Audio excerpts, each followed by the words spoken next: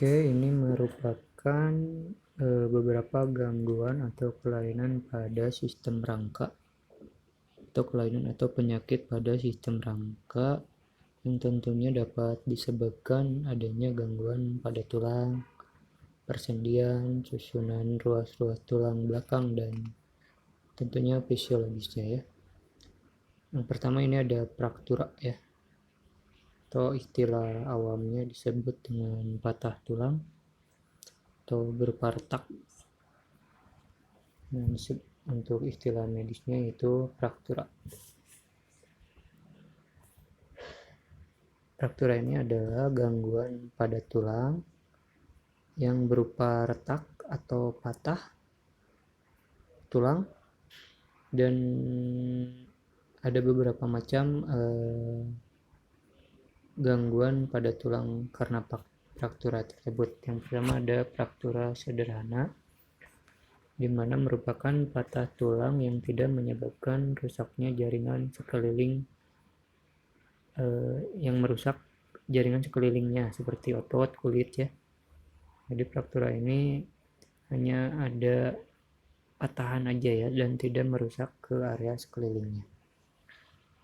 Yang selanjutnya adalah fraktura kompleks, yaitu fraktura majemuk, disebut juga fraktura majemuk, yang merupakan patah tulang yang mampu merobek otot atau kulit.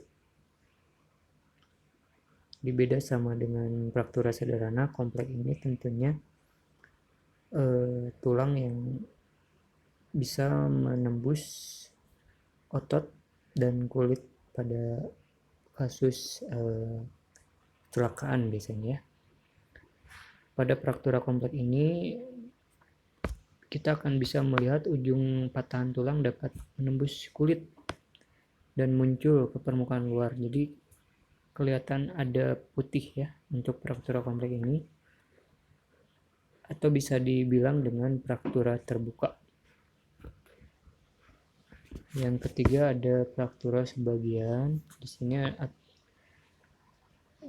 merupakan patah tulang yang tidak terlalu serius dan hanya berupa retakan ya, bukan patahan tetapi adanya retakan, atau bisa dibilang dengan green tick. Yang keempat adalah fraktura berganda atau fraktura comminuted, atau merupakan patah tulang yang beberapa tempat yang terjadi pada satu tulang.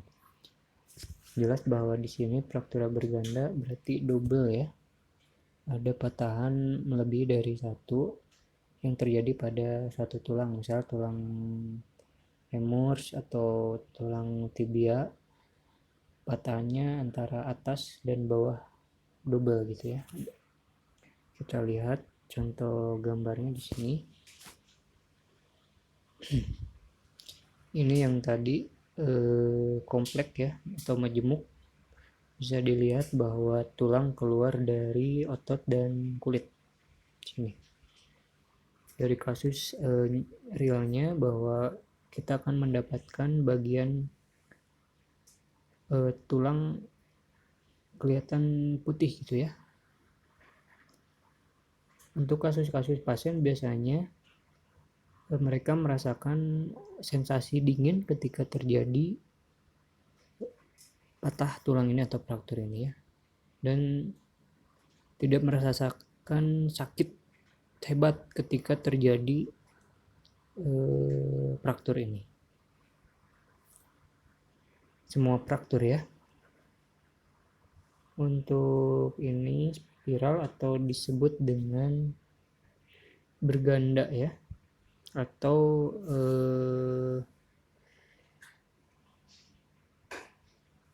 berganda ya, comminuted juga ya. Jadi ini sama, hampir sama, ada berganda ya. Jadi patahannya melebihi dari satu. Ini untuk fraktur sederhana, jadi hanya patahan, satu patahan aja.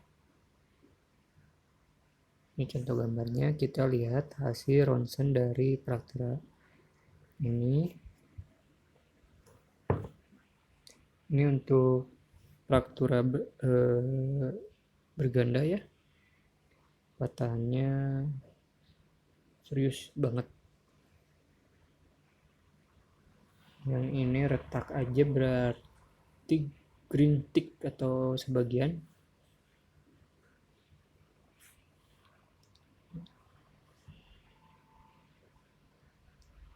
Ini bisa dibilang kompleks ya, atau sebagian. Ini hasil ronsen dari Fraktura. Oke, yang kedua adanya dislokasi, gangguan pada sendi dapat menyebabkan tulang tidak dapat bergerak. Contohnya dislokasi ini yang merupakan gangguan persendian yang menyebabkan sendi bergeser dari kedudukan semula. Dislokasi ini terjadi karena ligamen atau jaringan penggantung rusak atau sobek ya. Di sini terlihat jelas bahwa di lokasi ini perpindahan tulang atau sendi keluar jalur gitu ya. Seperti ini gambar normalnya ketika terjadi dislokasi, pergeseran persendian terjadi di sini ya.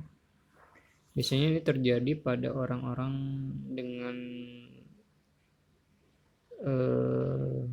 olahraga ekstrim ya biasanya, atau olahraga basketball yang tentunya banyak menggunakan tangan. Biasanya dislokasi ini sering terjadi ya, membengkak di area tangan ya.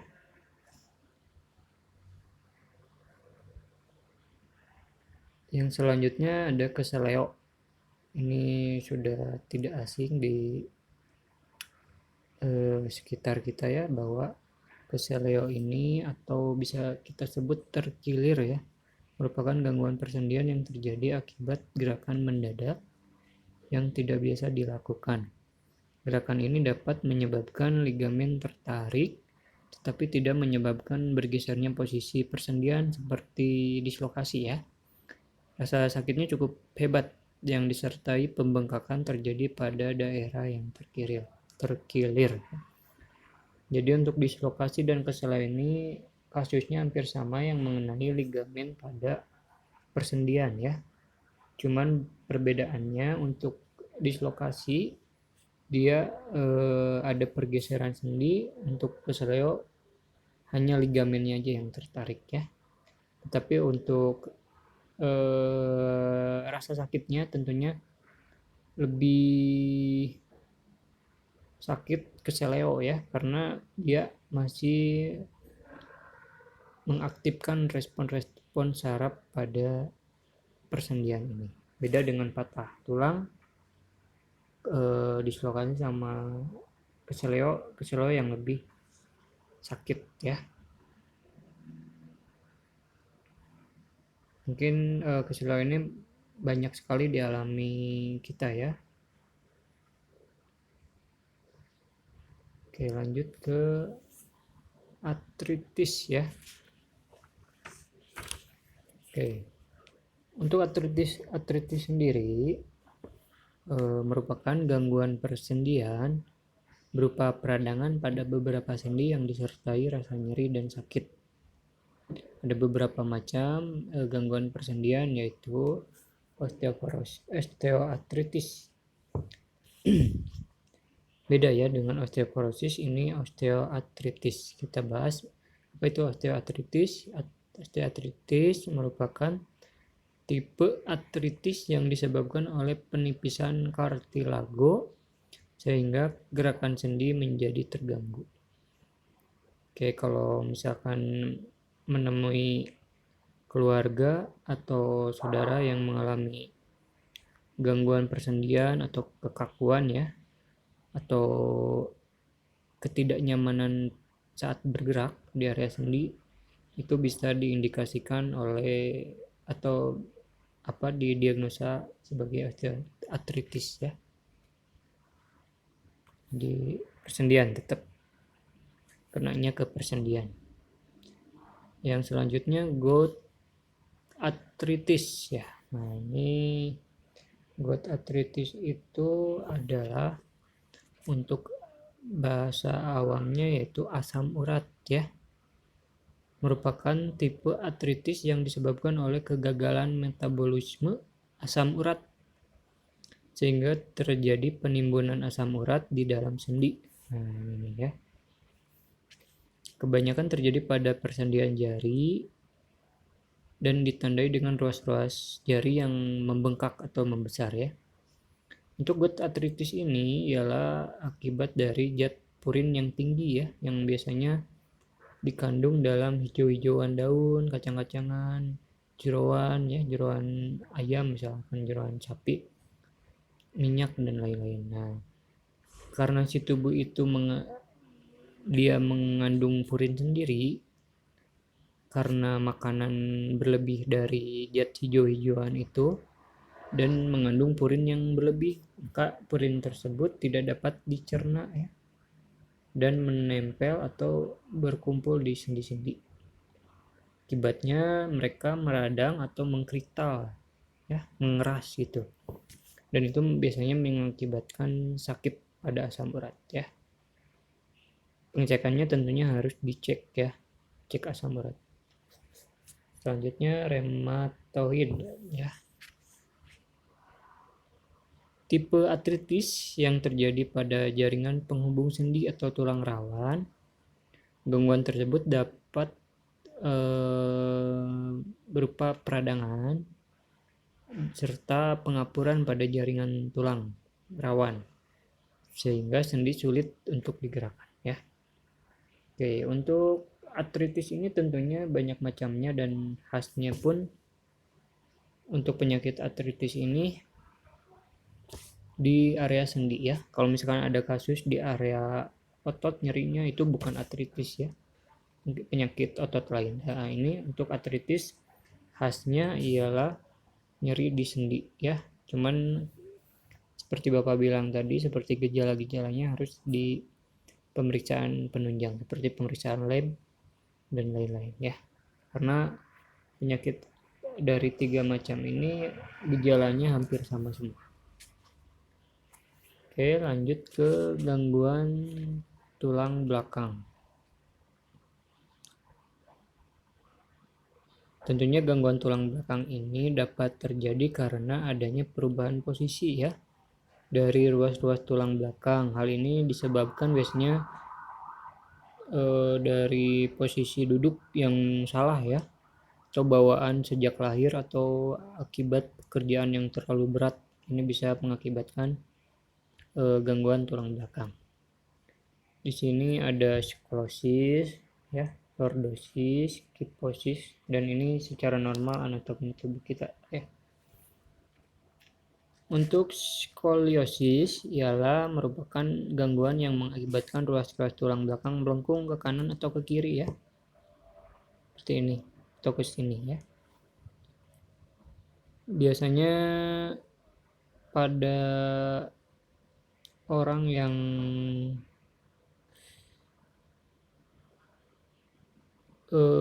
maaf, untuk tukang bakso dan tukang apa yang biasa ngangkat dagangannya tuh ya, itu resiko untuk terkena skoliosis ya.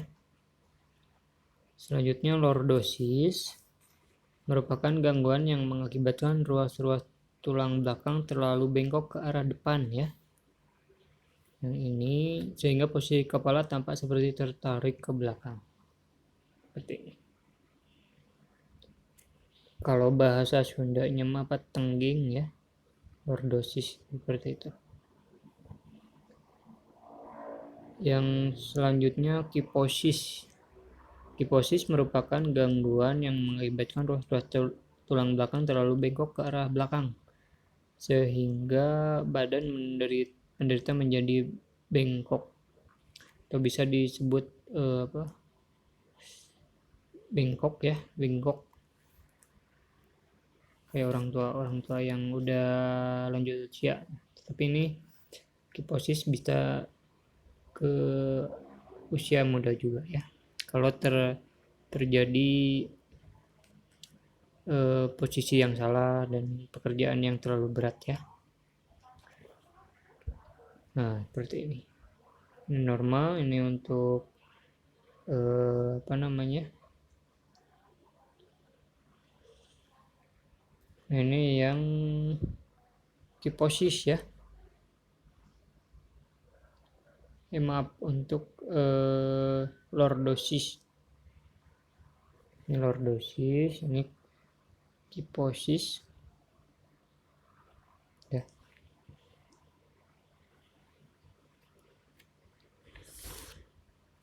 Oke. Selanjutnya adalah sublikasi. Sublikasi merupakan gangguan yang terjadi pada ruas-ruas tulang belakang di daerah leher akibat posisi kepala mengalami perubahan, sehingga kepala tertarik ke arah kiri atau ke kanan. Sublikasi dapat terjadi karena kecelakaan atau gerakan yang melebihi batas ya.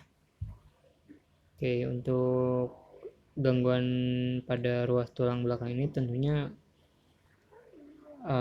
lumayan beresiko ya, karena untuk penyakit ini tentunya berhubungan dengan saraf-saraf di area tulang ini. Pernah mengalami atau pernah melihat orang dengan sublikasi yang miring ke kanan atau ke kiri ya. Selanjutnya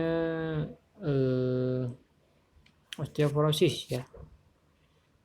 Tentunya sering mendengar bahwa osteoporosis yaitu merupakan gangguan tulang yang terjadi karena kekurangan hormon ya.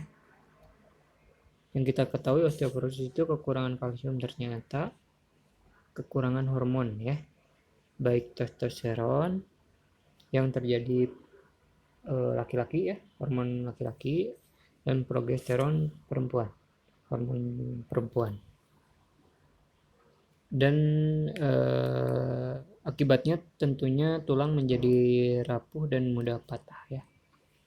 Oke, kenapa kebanyakan terjadi pada orang tua untuk osteoporosis ini? Karena untuk orang tua itu sendiri secara normal tentunya tahapan usianya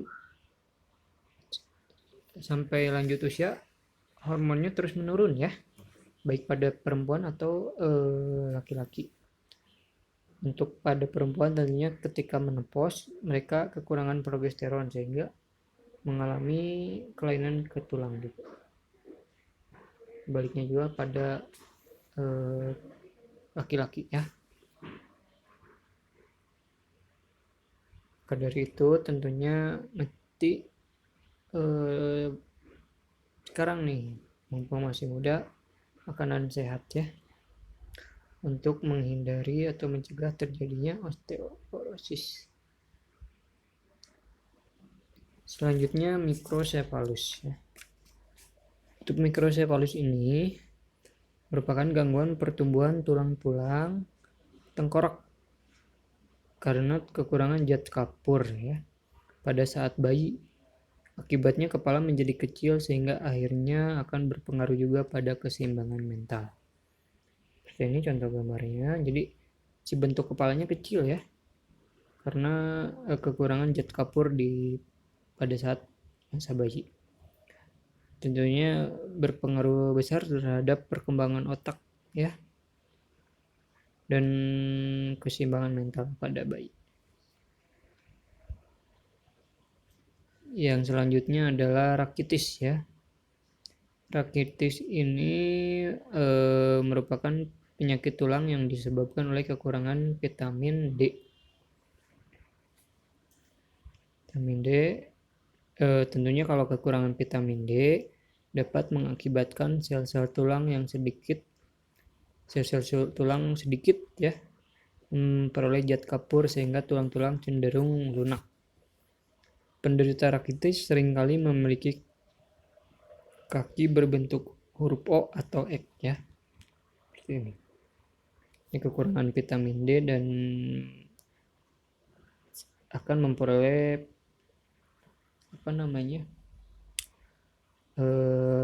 jet covernya sedikit ya. Oke. Untuk manifestasi klinis, Bapak simpulkan bahwa perubahan-perubahan akan terjadi pada tubuh manusia sejalan dengan semakin meningkatnya usia ya. Perubahan tubuh terjadi sejak awal kehidupan hingga usia lanjut pada semua organ dan jaringan tubuh. Oke. Untuk manifestasinya tentunya dari semua ini kita jelaskan bahwa pemeriksaan diagnosis muskuloskeletal yaitu menggunakan sinar X ya, yang kemarin Bapak suruh lihat, untuk menggambarkan kepadatan tulang ya, tekstur, perubahan tulang ya. Terus CT scan ini untuk di CT scan apakah adanya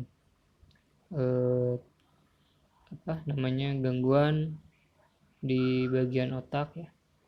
Terus magnetik atau MRI tentunya untuk memperlihat abnormalitas, misalkan tumor atau penyempitan jaringan lunak ya.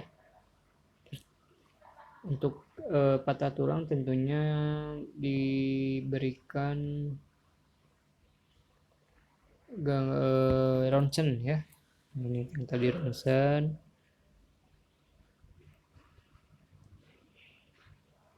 Dan untuk asam urat, pemeriksaan asam urat ya. Ini pemeriksaan sinar X. Sinar X ya. Ini juga bisa diberikan sinar X biar kita tahu ada kelainan pada korteks tulang atau menunjukkan adanya pelebaran, penyempitan ya. Yang ini diberikan MRI bisa ya, untuk melihat kepadatan tulang seseorang. Yang ini CT scan ya, melihat struktur tulang di tengkoraknya. Ini ronsen bisa ya. Pemeriksaan lab dilihat apakah vitamin D-nya terpenuhi atau tidak ya. Oke. Untuk pencegahan tentunya lebih banyak mengkonsumsi kalsium ya. Terus makanan yang cukup mengandung kalsium dan sayuran hijau, jeruk, susu dan lain-lain. Latihan fisik yang tentunya akan memberikan beban pada tubuh, anggota gerak dan penekanan pada aksis tulang. Jogging, aerobik, jalan naik turun, bukan berenang atau latihan fisik yang berat atau berlebih. Jadi yang ringan-ringan aja. Menghindari faktor yang menurunkan absorpsi kalsium dan meningkatkan resorpsi tulang atau mengganggu pertumbuhan tulang, seperti merokok, alkohol ya, itu bisa menurunkan kepadatan tulang atau kalsium tulang ya. Kalau perlu tentunya penambahan suplemen kalsium ya, untuk menghindari penyakit-penyakit tersebut. Pengamanan usia lanjut, risiko dari jatuh ya, dan obat-obat penenang itu biasanya efeknya ke tulang-tulang ya.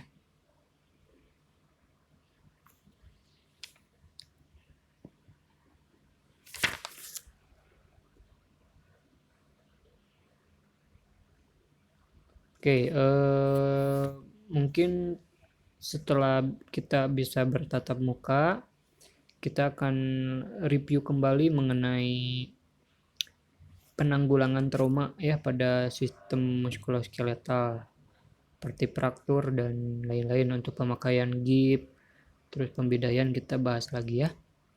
Oke, terima kasih untuk pelajaran hari ini Bapak tutup. Wabillahi taufiq wal hidayah. Wassalamualaikum warahmatullahi wabarakatuh.